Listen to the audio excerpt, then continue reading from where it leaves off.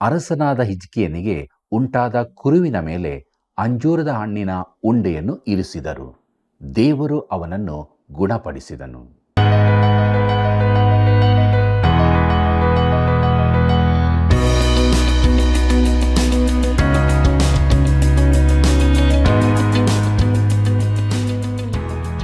ಪ್ರೀತಿಯುಳ್ಳ ಸಹೋದರ ಸಹೋದರಿಯರೇ, ಯೇಸು ಕ್ರಿಸ್ತನ ಮಹಿಮೆಯ ನಾಮದಲ್ಲಿ ಪ್ರೀತಿಯ ವಂದನೆಗಳು.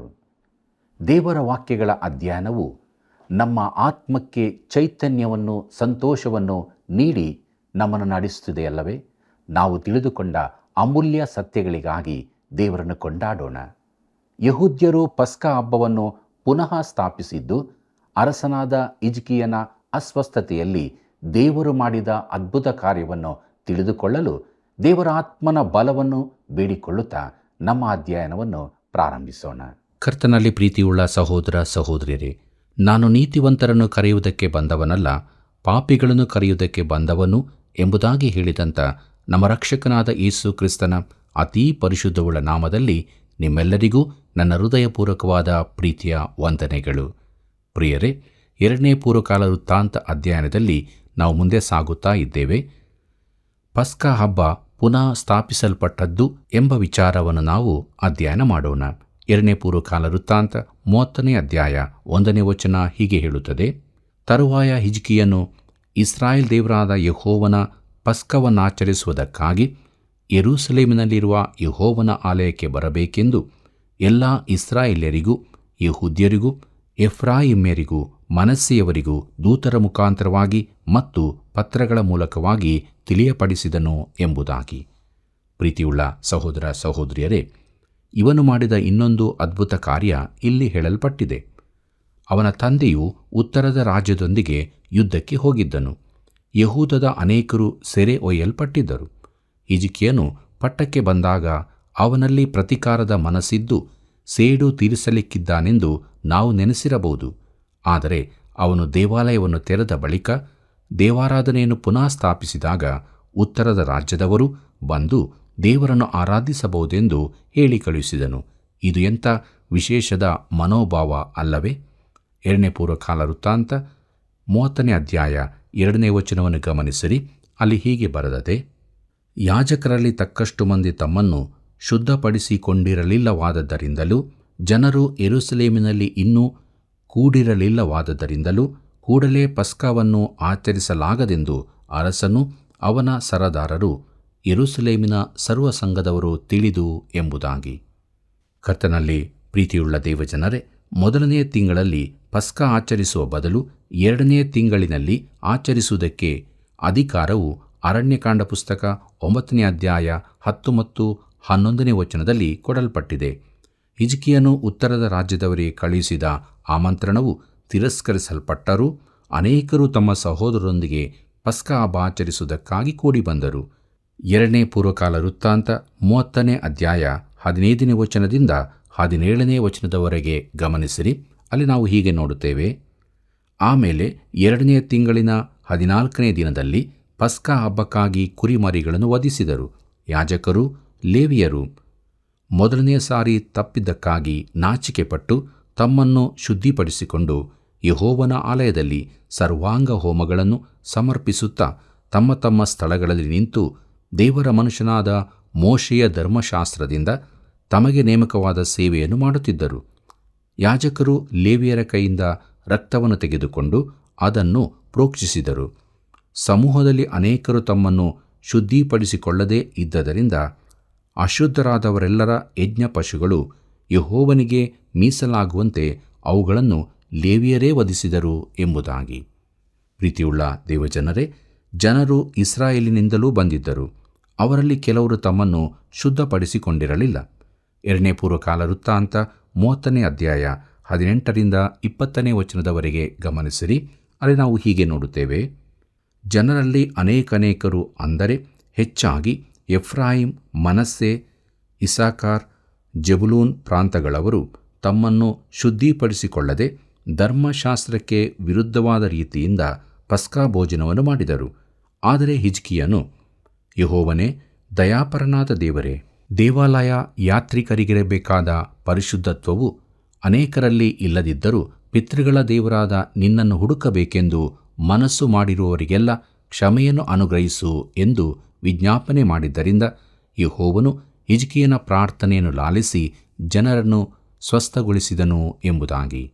ಕರ್ತನಲ್ಲಿ ಪ್ರೀತಿಯುಳ್ಳ ದೇವಜನರೇ, ಹಿಜ್ಕೀಯನು ಮಾಡಿದ ಈ ಕಾರ್ಯ ಅತೀ ಸುಂದರವಾದದ್ದೆಂದು ನನ್ನ ಅನಿಸಿಕೆ. ಉತ್ತರದಲ್ಲಿನ ಇಸ್ರಾಯೇಲರಿಗೆ ಅವನು ಆಮಂತ್ರಣ ಕಳುಹಿಸಿದಾಗ ಬೇರೆ ಬೇರೆ ಕುಲಗಳವರಿಂದ ಅನೇಕರು ಯೆರೂಸಲೇಮಿಗೆ ಆರಾಧನೆಗಾಗಿ ಸೇರಿ ಬಂದರು. ಆದರೆ ಈ ಜನರು ತಮ್ಮ ಜೀವಮಾನವೆಲ್ಲ ಧರ್ಮಶಾಸ್ತ್ರವಿಲ್ಲದೆ ಜೀವಿಸುತ್ತಿದ್ದರು. ಅವರು ವಿಗ್ರಹಾರಾಧನೆ ತುಂಬಿದ ಉತ್ತರ ರಾಜ್ಯದ ಪ್ರದೇಶದಲ್ಲಿ ವಾಸಿಸುತ್ತಿದ್ದರು. ಆದರೂ ದೇವರ ಸೇವೆ ಮಾಡಲಿಕ್ಕೆ ಆತನಿಗೆ ವಿಧೇಯರಾಗಿರುವುದಕ್ಕೆ ಅವರಲ್ಲಿ ತುಂಬ ಹಸಿವೆ ಇತ್ತು. ಹಬ್ಬಕ್ಕಾಗಿ ಅವರು ಸೇರಿ ಬಂದಾಗ ಅವರು ಶುದ್ಧರಾಗಿರಬೇಕೆಂದು ತಿಳಿಯದೆ ಅವರೂ ಪಸ್ಕ ಹಬ್ಬವನ್ನು ಆಚರಿಸಿದರು. ಹಿಜ್ಕೀಯನಿಗೆ ಈ ವರ್ತಮಾನ ತಿಳಿದಾಗ ಅವನು ಅವರಿಗೋಸ್ಕರ ಪ್ರಾರ್ಥನೆ ಮಾಡಿದನು. ದಯಾಪರನಾದ ದೇವರೇ, ಅವರನ್ನು ಕರುಣಿಸು ಎಂದು ಕೇಳಿಕೊಂಡನು. ಅವನು ಅವರಿಗಾಗಿ ಮಾಡಿದ ಈ ಕಾರ್ಯ ಎಷ್ಟೊಂದು ಒಳ್ಳೆಯದಲ್ಲವೇ? ಅವರು ತಿಳಿಯದೇ ಈ ತಪ್ಪನ್ನು ಮಾಡಿದ್ದರು. ಅವರ ಹೃದಯದಲ್ಲಿ ದೇವರನ್ನು ನೆನೆಸಿದಾಗ ದೇವರು ಹಿಜ್ಕೀಯನ ಪ್ರಾರ್ಥನೆಗೆ ಕಿವಿಗೊಟ್ಟನು ಮತ್ತು ಜನರನ್ನು ಸ್ವಸ್ಥಪಡಿಸಿದನು. ಇದರಿಂದಾಗಿ ವಿಧಿವಿಧಾನಗಳು ಪ್ರಾಮುಖ್ಯವಾದದ್ದಲ್ಲ, ದೇವರು ಜನರ ಹೃದಯದ ಸ್ಥಿತಿಯನ್ನು ಗಮನಿಸುತ್ತಾನೆಂದು ತಿಳಿಯುತ್ತದೆ. ಎಂಥ ಅದ್ಭುತವಾದ ಪಾಠ ಇಲ್ಲಿದೆ ನೋಡಿರಿ. 2ನೇ ಪೂರ್ವಕಾಲ ವೃತ್ತಾಂತ 30ನೇ ಅಧ್ಯಾಯ 21ನೇ ವಚನ ಹೀಗೆ ಹೇಳುತ್ತದೆ: ಯೆರೂಸಲೇಮಿನಲ್ಲಿ ಕೂಡಿಬಂದ ಇಸ್ರಾಯೇಲ್ಯರು 7 ದಿನಗಳವರೆಗೂ ಮಹಾ ಸಂತೋಷದಿಂದ ಉಳಿಯಿಲ್ಲದ ರೊಟ್ಟಿಗಳ ಹಬ್ಬವನ್ನು ಆಚರಿಸುತ್ತಾ ಇದ್ದರು. ಲೇವಿಯರು, ಯಾಜಕರು ಮಹಾವಾದ್ಯದೊಡನೆ ಯೆಹೋವನನ್ನು ಪ್ರತಿದಿನವೂ ಕೀರ್ತಿಸುತ್ತಾ ಇದ್ದರು ಎಂಬುದಾಗಿ. ಕರ್ತನಲ್ಲಿ ಪ್ರಿಯರೇ, ಅವರು ಬಹು ಸಂತೋಷವಾಗಿದ್ದರಿಂದ ಹಬ್ಬವನ್ನು ಇನ್ನೂ 1 ವಾರ ಮುಂದುವರಿಸಬೇಕೆಂದು ಆಶೆಪಟ್ಟರು. 2ನೇ ಪೂರ್ವಕಾಲ ವೃತ್ತಾಂತ 30ನೇ ಅಧ್ಯಾಯ 24ನೇ ವಚನವನ್ನು ಗಮನಿಸಿರಿ. ಅಲ್ಲಿ ಹೀಗೆ ಬರೆದದೆ: ಇಡೀ ಸಮೂಹದವರು ಇನ್ನೂ 7 ದಿವಸ ಹಬ್ಬ ಮಾಡಬೇಕೆಂದು ಗೊತ್ತು ಮಾಡಿಕೊಂಡು ಆ 7 ದಿನಗಳಲ್ಲಿಯೂ ಬಹಳವಾಗಿ ಸಂತೋಷದಿಂದ ಹಬ್ಬವನ್ನು ಆಚರಿಸಿದರು ಎಂಬುದಾಗಿ. ಪ್ರೀತಿಯುಳ್ಳ ಸಹೋದರ ಸಹೋದರಿಯರೇ, ಅವರು ದೇವರ ವಾಕ್ಯದ ಕಡೆಗೂ ದೇವರ ಕಡೆಗೂ ಸಂತೋಷವಾಗಿ ಹಿಂತಿರುಗಿಕೊಂಡರು. ಮುಂದಕ್ಕೆ ನೋಡೋಣ. 2ನೇ ಪೂರ್ವಕಾಲ ವೃತ್ತಾಂತ 30ನೇ ಅಧ್ಯಾಯ 26 ಮತ್ತು 27ನೇ ವಚನಗಳನ್ನು. ಅಲ್ಲಿ ನಾವು ಹೀಗೆ ನೋಡುತ್ತೇವೆ: ದಾವೀದನ ಮಗನು ಇಸ್ರಾಯೇಲ್ಯರ ಅರಸನಾದ ಸೊಲೊಮೋನನ ಕಾಲದಿಂದ ಯೆರೂಸಲೇಮಿನಲ್ಲಿ ಅಂಥ ಉತ್ಸಾಹವು ನಡೆದಿರಲಿಲ್ಲವಾದ್ದರಿಂದ ಯೆರೂಸಲೇಮಿನಲ್ಲಿ ಬಹು ಸಂತೋಷ ಉಂಟಾಯಿತು. ಆಮೇಲೆ ಯಾಜಕರಾಗಿದ್ದ ಲೇವಿಯರು ಎದ್ದು ನಿಂತು ಜನರನ್ನು ಆಶೀರ್ವದಿಸಿದರು. ಅವರ ಸ್ವರವು ದೇವರಿಗೆ ಕೇಳಿಸಿತು. ಅವರ ಪ್ರಾರ್ಥನೆಯು ಪರಲೋಕದಲ್ಲಿರುವ ಆತನ ಪರಿಶುದ್ಧ ನಿವಾಸಕ್ಕೆ ಮುಟ್ಟಿತು ಎಂಬುದಾಗಿ. ಕರ್ತನಲ್ಲಿ ಪ್ರಿಯರೇ, ಈ ಹಿಜ್ಕೀಯನನ್ನು ಗಮನಿಸಿರಿ.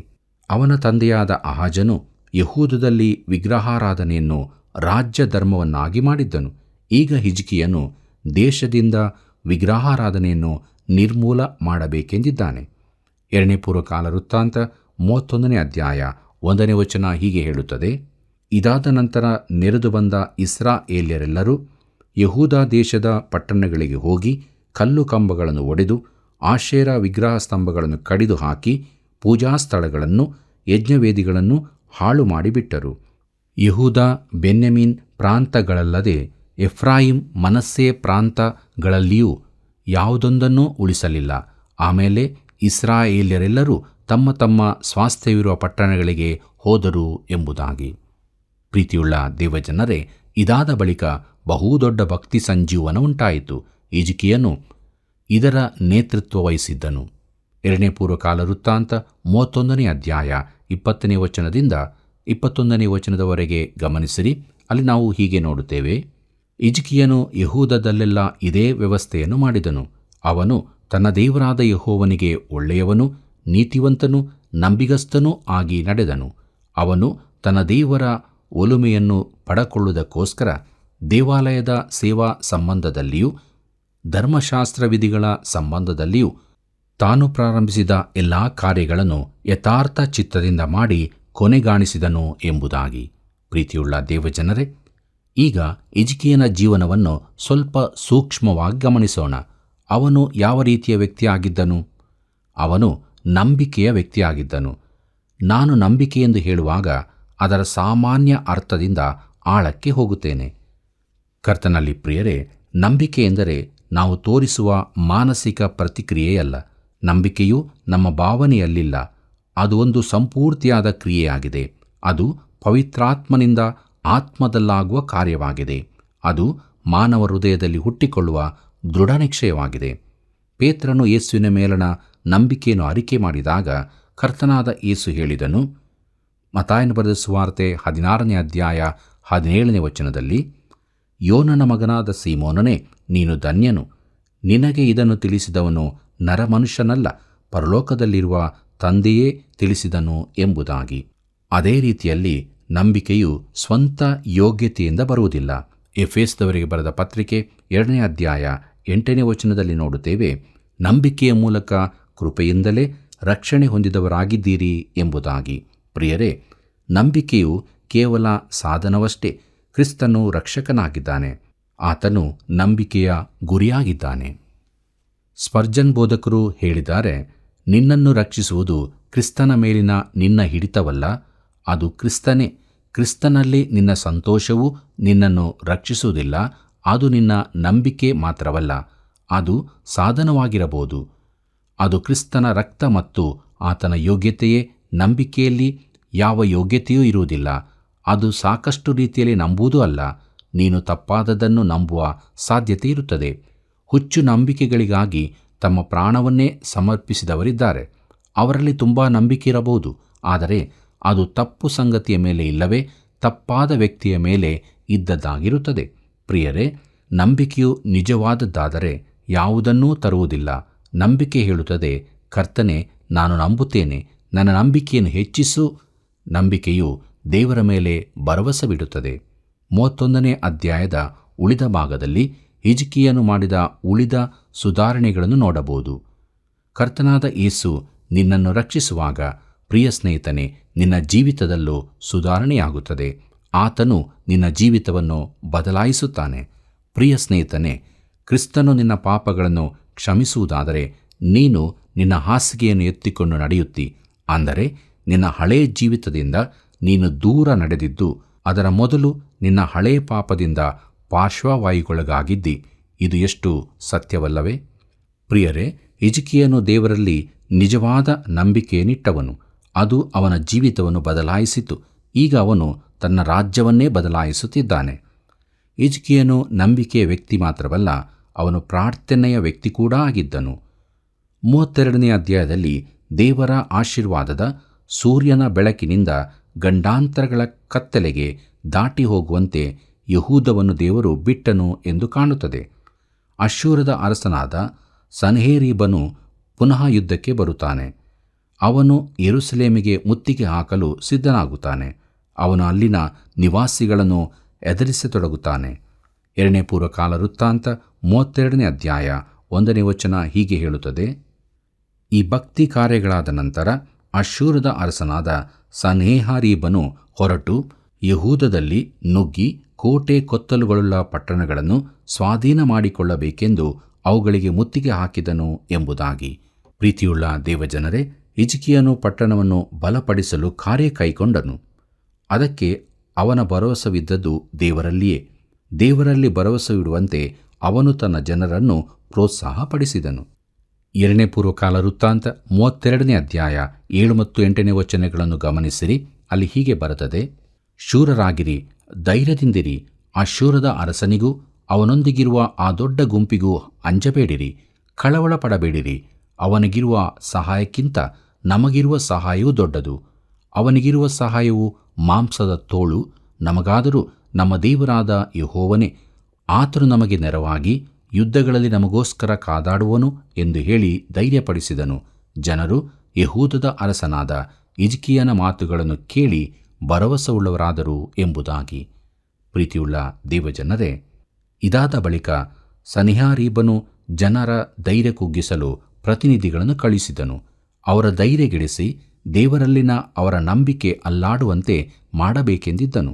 2ನೇ ಪೂರ್ವಕಾಲ ವೃತ್ತಾಂತ 32ನೇ ಅಧ್ಯಾಯ 14 ಮತ್ತು 15ನೇ ವಚನ ಹೀಗೆ ಹೇಳುತ್ತದೆ. ನನ್ನ ತಂದೆ ತಾತಂದಿರು ನಾಶ ಮಾಡಿಬಿಟ್ಟ ಆ ಜನಾಂಗಗಳ ದೇವರುಗಳಲ್ಲಿ ಯಾವನೂ ತನ್ನ ಪ್ರಜೆಯನ್ನು ನನ್ನ ಕೈಯಿಂದ ಬಿಡಿಸುವುದಕ್ಕೆ ಸಮರ್ಥನಾಗಿದ್ದನು? ಹಾಗಾದರೆ ನಿಮ್ಮ ದೇವರು ನಿಮ್ಮನ್ನು ನನ್ನ ಕೈಗೆ ಸಿಕ್ಕದಂತೆ ತಪ್ಪಿಸಿ ಕಾಪಾಡುವುದಕ್ಕೆ ಶಕ್ತನಾಗಿರುವನೋ? ನೀವು ಹಿಜ್ಕೀಯನಿಂದ ಮರುಳಾಗಿ ಈ ಪ್ರಕಾರ ಮೋಸ ಹೋಗಬೇಡಿರಿ, ಅವನನ್ನು ನಂಬಲೂ ಬೇಡಿರಿ. ಯಾವ ರಾಜ್ಯ ಜನಾಂಗಗಳ ದೇವತೆಯಾದರೂ ತನ್ನ ಪ್ರಜೆಯನ್ನು ನನ್ನ ಮತ್ತು ನನ್ನ ಪೂರ್ವಿಕರ ಕೈಯಿಂದ ಬಿಡಿಸಲಾರದೆ ಹೋದ ಮೇಲೆ ನಿಮ್ಮ ದೇವರಂಥವನು ನಿಮ್ಮನ್ನು ನನ್ನ ಕೈಗೆ ಸಿಕ್ಕದಂತೆ ತಪ್ಪಿಸಬಲ್ಲನೇ ಎಂದು ಹೇಳಿದನು ಎಂಬುದಾಗಿ. ಪ್ರಿಯರೇ, ಮಾತ್ರವಲ್ಲದೆ ಅವರನ್ನು ಕುಗ್ಗಿಸಲಿಕ್ಕಾಗಿ ಪತ್ರಗಳನ್ನೂ ಕಳಿಸಿದನು. ಅದೇನೆಂಬುದಾಗಿ ನೋಡೋಣ.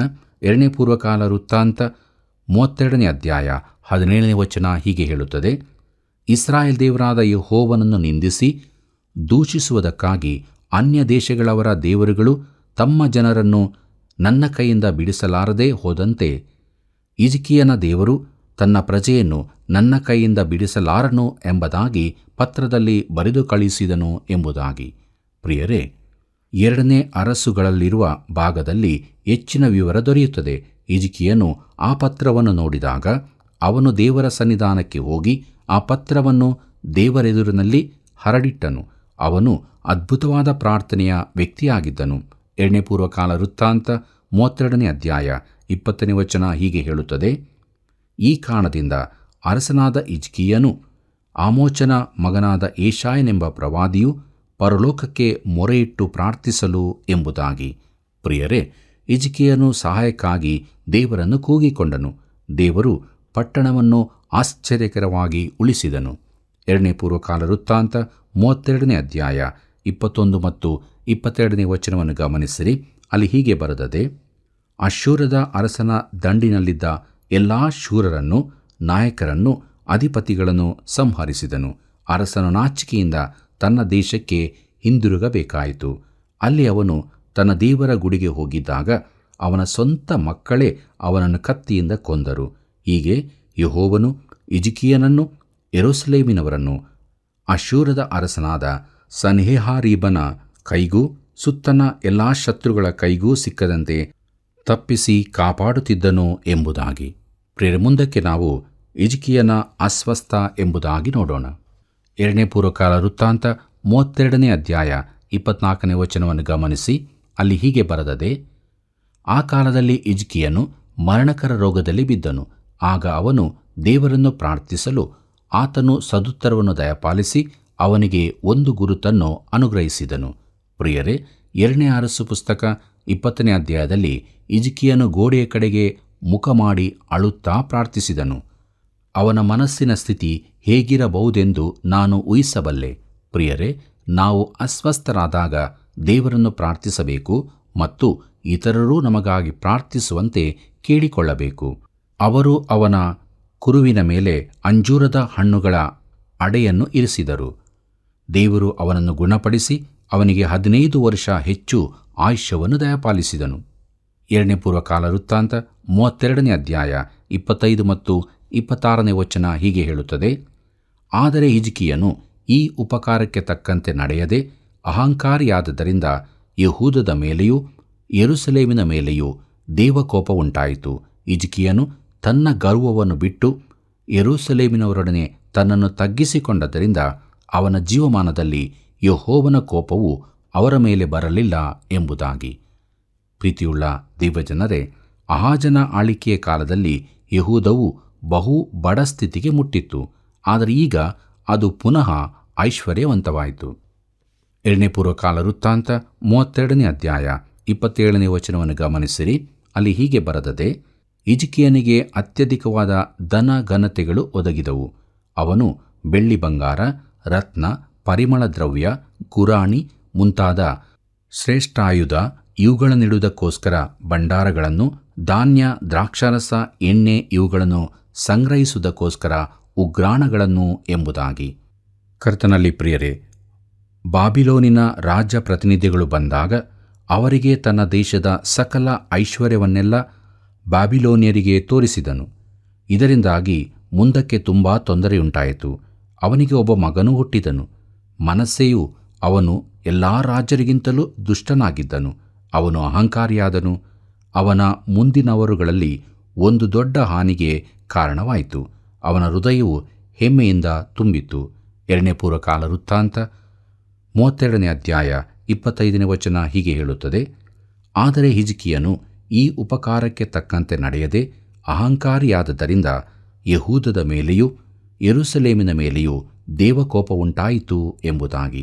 ಪ್ರಿಯರೇ, ದೇವರು ಮೊದಲು ನೇಮಿಸಿದಂತೆ ಅವನು ಸತ್ತಿದ್ದರೆ ಒಳ್ಳೆಯದಿತ್ತು. ಆ ಕಾರಣದಿಂದಲೇ ನಾನು ಜಾಗರೂಕನಾಗಿರುತ್ತೇನೆ. ದೇವರು ನನ್ನನ್ನು ಉಳಿಸಿದ್ದಾನೆ. ಆತನಿಗೆ ಅವಮಾನವಾಗುವ ಯಾವುದನ್ನೂ ನಾನು ಮಾಡುವುದಿಲ್ಲ. ಪ್ರಿಯ ಮಿತ್ರನೇ, ಇದು ಒಂದು ಅದ್ಭುತವಾದ ಅಧ್ಯಾಯವಾಗಿದೆ. ನಮ್ಮ ತಂದೆಯಾದ ದೇವರು ಅದ್ಭುತನೇ. ಪ್ರೀತಿಯುಳ್ಳ ದೇವಜನರೇ, ಮುಂದಕ್ಕೆ ನಾವು ಹಿಜ್ಕೀಯನ ಮರಣ ಎಂಬ ವಿಚಾರವನ್ನು ಅಧ್ಯಯನ ಮಾಡೋಣ. 2ನೇ ಪೂರ್ವಕಾಲ ವೃತ್ತಾಂತ 32ನೇ ಅಧ್ಯಾಯ 32 ಮತ್ತು 33ನೇ ವಚನಗಳು ಹೀಗೆ ಹೇಳುತ್ತದೆ. ಹಿಜ್ಕೀಯನ ಉಳಿದ ಚರಿತ್ರೆಯು, ಅವನ ಭಕ್ತಿ ಕಾರ್ಯಗಳು ಆಮೋಚನ ಮಗನಾದ ಯೆಶಾಯನ ದರ್ಶನ ಗ್ರಂಥಗಳಲ್ಲಿಯೂ ಯೆಹೂದ್ಯರ ಮತ್ತು ಇಸ್ರಾಯೇಲ್ಯರ ರಾಜ ಗ್ರಂಥಗಳಲ್ಲಿಯೂ ಬರೆದಿರುತ್ತವೆ. ಹಿಜ್ಕೀಯನು ಪಿತೃಗಳ ಬಳಿಗೆ ಸೇರಲು ಅವನ ಶವವನ್ನು ದಾವೀದ ವಂಶದವರ ಕುಟುಂಬ ಸ್ಮಶಾನ ಭೂಮಿಯ ದಿಬ್ಬದ ಮೇಲೆ ಸಮಾಧಿ ಮಾಡಿದರು. ಅವನ ಉತ್ತರ ಕ್ರಿಯೆ ನಡೆಯುವಾಗ ಎಲ್ಲ ಯೆಹೂದ್ಯರು ಯೆರೂಸಲೇಮಿನವರು ಅವನನ್ನು ಬಹಳವಾಗಿ ಸನ್ಮಾನಿಸಿದರು. ಅವನಿಗೆ ಬದಲಾಗಿ ಅವನ ಮಗನಾದ ಮನಸ್ಸೆಯು ಅರಸನಾದನು ಎಂಬುದಾಗಿ. ಪ್ರೀತಿಯುಳ್ಳ ದೇವಜನರೇ, ಈ ಸಂದರ್ಭದಲ್ಲಿ ಭಕ್ತಿ ಸಂಜೀವನದ ಕುರಿತಾಗಿ ಕೆಲವು ನಾನು ಹೇಳಬೇಕೆಂದಿದ್ದೇನೆ. ಭಕ್ತಿ ಸಂಜೀವನದ ವಿಚಾರದಲ್ಲಿ ದೇವರು ಸಾರ್ವಭೌಮನಾಗಿ ಸ್ವತಂತ್ರನೆಂದು ನಾನು ನೆನೆಸುತ್ತೇನೆ. ಯೋಹಾನ ಬರೆದ ಸುವಾರ್ತೆ 3ನೇ ಅಧ್ಯಾಯ 8ನೇ ವಚನ ಹೀಗೆ ಹೇಳುತ್ತದೆ. ಗಾಳಿಯು ಮನಸ್ಸು ಬಂದ ಕಡೆಗೆ ಬೀಸುತ್ತದೆ, ಅದರ ಸಪ್ಪಳವನ್ನು ಕೇಳುತ್ತಿ, ಆದರೆ ಅದು ಎಲ್ಲಿಂದ ಬರುತ್ತದೋ ಎಲ್ಲಿಗೆ ಹೋಗುತ್ತದೋ ನಿನಗೆ ತಿಳಿಯದು. ಆತ್ಮನಿಂದ ಹುಟ್ಟಿದವರು ಹಾಗೆಯೇ ಎಂಬುದಾಗಿ. ಪ್ರಿಯರೇ, ದೇವರು ಮಾತ್ರ ಭಕ್ತಿ ಸಂಜೀವನವನ್ನು ಕಳುಹಿಸಬಲ್ಲನು. ದೇವರು ತನ್ನ ಪವಿತ್ರಾತ್ಮನ ಮುಖಾಂತರ ಅದನ್ನು ಕಳುಹಿಸುತ್ತಾನೆ. ಪ್ರಿಯರೇ, ಇಂದು ಅನೇಕ ಕಡೆ ಒಂದು ಆತ್ಮಿಕ ಚಳುವಳಿ ನಡೆಯುತ್ತಾ ಇದೆ. ಅದು ಯವನಸ್ಥರನ್ನು, ಯುವ ದಂಪತಿಗಳನ್ನು ಒಳಗೊಂಡಿದೆ. ಮಕ್ಕಳು ತಮ್ಮಿಂದ ದೂರ ಸರಿಯುತ್ತಿದ್ದಾರೆಂದು ಅವರು ಗಮನಿಸುತ್ತಿದ್ದಾರೆ. ಯುವ ತಂದೆಯೊಬ್ಬರು ಹೀಗೆ ಹೇಳಿದರು, ನಾನು ನನ್ನ ಸಮಸ್ಯೆಯನ್ನು ಪರಿಹರಿಸಬಲ್ಲೆನೆಂದೆಣಿಸಿದ್ದೆ, ಆದರೆ ನನಗೆ ದೇವರ ಅವಶ್ಯಕತೆ ಇದೆ. ಪ್ರಿಯರೇ, ಜನರು ದೇವರ ವಾಕ್ಯದ ಕಡೆಗೆ ತಿರುಗುತ್ತಿದ್ದಾರೆ. ನಾನು ಅದಕ್ಕೆ ಸಂತೋಷಪಡುತ್ತೇನೆ. ಅನೇಕ ನಾಯಕರು ಇದನ್ನು ದುರುಪಯೋಗಪಡಿಸಿಕೊಳ್ಳುತ್ತಿದ್ದಾರೆ. ಇಂಥ ಆಸಕ್ತರನ್ನು ತಮ್ಮಲ್ಲಿ ಸೇರಿಸಿಕೊಳ್ಳುತ್ತಾರೆ, ಆದರೆ ಸತ್ಯವೇದ ಅಧ್ಯಯನಕ್ಕೆ ಸೇರಿಸುವುದಿಲ್ಲ. ಅವರಿಗೆ ದೇವರ ವಾಕ್ಯ ಕೊಡಬೇಕು. ನಾವು ಸತ್ಯವೇದವನ್ನು ಇದ್ದಂತೆ ತಿಳಿಸುವವರಾಗಿದ್ದೇವೆ. ಪ್ರಿಯ ಸ್ನೇಹಿತನೇ, ನಿನ್ನ ವೈಯಕ್ತಿಕ ಜೀವಿತವನ್ನು ಪರೀಕ್ಷಿಸಬೇಕೆಂದು ನಾನು ಸವಾಲು ನೀಡುತ್ತೇನೆ. ಈ ಪ್ರಶ್ನೆಗಳನ್ನು ಕೇಳಿಕೋ. ಅದೇನೆಂದರೆ, ನಾನು ಯಥಾರ್ಥನಾಗಿದ್ದೇನೋ, ಸತ್ಯವಂತನಾಗಿದ್ದೇನೋ, ನಂಬಿಗಸ್ತನಾಗಿದ್ದೇನೋ, ನನ್ನನ್ನು ನಂಬಬಹುದೋ, ನಾನು ಶುದ್ಧನೋ, ಪ್ರತಿಷ್ಠಿತನಾಗಿದ್ದೇನೋ ಎಂಬುದಾಗಿ. ಪ್ರಿಯರೇ, ದೇವಸೇವಕರಾದ ಮೂಡಿಯವರ ಬಳಿ ಒಬ್ಬನು ಹೀಗೆ ಕೇಳಿದನು. ದೇವರಿಗೆ ತನ್ನನ್ನು ಸಂಪೂರ್ಣ ಸಮರ್ಪಿಸಿದವನ ಮೂಲಕ ದೇವರು ಮಹಾಕಾರ್ಯಗಳನ್ನು ಮಾಡಬಲ್ಲನೋ ಎಂದು. ನಾನು ಅಂತಹ ವ್ಯಕ್ತಿಯಾಗುತ್ತೇನೆ. ಅವನು ಅಂಥವನಾದನು. ಆದರೆ ತನ್ನ ಮರಣ ಹಾಸಿಗೆಯಲ್ಲಿ ಅವನು ಹೇಳಿದನು, ತನಗೆ ಪೂರ್ಣ ಸಮರ್ಪಿಸಿಕೊಂಡವನ ಮೂಲಕ ದೇವರು ಏನು ಮಾಡಬಲ್ಲನೆಂಬುದನ್ನು ಜಗತ್ತು ಇನ್ನೂ ಕಾಣಲಿಲ್ಲ ಎಂಬುದಾಗಿ. ಕರ್ತನಲ್ಲಿ ಪ್ರಿಯರೇ, ದೇವರು ನಮ್ಮ ಮೂಲಕವಾಗಿ ಬಾಯಾರಿದ ಈ ಲೋಕಕ್ಕೆ ತನ್ನ ಜೀವದ ನೀರನ್ನು ಕೊಡುವಂತಾಗಲಿ. ಇಂಥ ಜೀವಿತವನ್ನು ನಾವು ಜೀವಿಸಬೇಕು. ಇದಕ್ಕಾಗಿ ನಾವು ಕರೆಯಲ್ಪಟ್ಟಿದ್ದೇವೆ. ಹೀಗೆ ಜೀವಿಸುವಂತೆ ದೇವರು ತಾನು ನಮಗೆ ಸಹಾಯ ಮಾಡಿ ನಡೆಸಲಿ. ಕರ್ತನ ಕೃಪೆಯು ಸದಾ ನಿಮ್ಮ ಸಂಗಡ ಇರಲಿ. ಪ್ರಿಯರೇ, ದೇವಾಲಯವು ತೆರೆಯಲ್ಪಟ್ಟ ಬಳಿಕ ತಿರುಗಿ ಪಸ್ಕ ಹಬ್ಬವು ಆಚರಿಸಲ್ಪಟ್ಟು ಅವರು ದೇವರನ್ನು ಆರಾಧಿಸಿದರು. ಉತ್ತರದ ರಾಜ್ಯದವರಿಗೆ ಆಮಂತ್ರಣ ಕೊಡಲ್ಪಟ್ಟದ್ದು ವಿಶೇಷವಾದದ್ದು. ದೇವರು ಜನರ ಹೃದಯದ ಸ್ಥಿತಿಯನ್ನು ಗಮನಿಸುತ್ತಾನೆ ಎಂಬುದಕ್ಕೆ ಹಿಜ್ಕೀಯನ ಪ್ರಾರ್ಥನೆಗೆ ಕೊಟ್ಟ ಉತ್ತರವೇ ಸಾಕ್ಷಿಯಾಗಿದೆ.